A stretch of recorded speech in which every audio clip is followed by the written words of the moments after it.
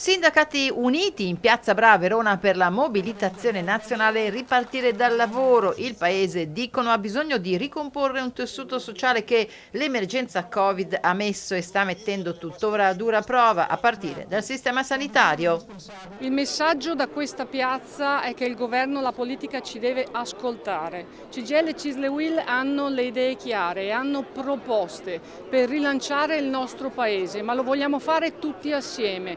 Sindacati, parti datoriali, governo, vogliamo che i soldi del Recovery Fund siano spesi per il lavoro, per i cittadini, per i pensionati, quindi noi vogliamo un confronto, non ci basta quello che abbiamo avuto durante il periodo più difficile del lockdown, lo vogliamo oggi perché oggi va riprogettata il nostro paese, la nostra Italia. È un messaggio a tutti coloro che pensano che i contratti si debbano magari rinnovare a salario zero o che il mondo del lavoro, dopo aver dato un contributo fondamentale a gestire l'emergenza, oggi, quando si tratta di decidere le scelte per il futuro, si deve mettere da parte. Noi non ci stiamo.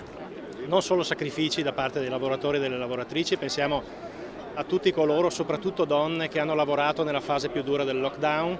Non solo sacrifici ma anche responsabilità, grande responsabilità messa in campo per garantire salute e sicurezza nei posti di lavoro. Il governo non può parlare con le rappresentanze dei lavoratori solo quando c'è l'emergenza, c'è la necessità che coinvolga tutte le parti anche nel momento in cui si progetta un percorso di sviluppo e di ripartenza. Un appello al governo, dunque, a Conte, dicono: abbiamo chiesto da mesi un confronto ma non siamo stati mai convocati, ma anche a Confindustria. A Confindustria ma anche alle altre associazioni datoriali diciamo attenzione, la contrattazione a partire da quella nazionale è fondamentale per gestire una fase di transizione e quindi i contratti devono dare salario ma devono creare le condizioni di una produttività da recuperare, altrimenti le nostre imprese perderanno la competizione internazionale.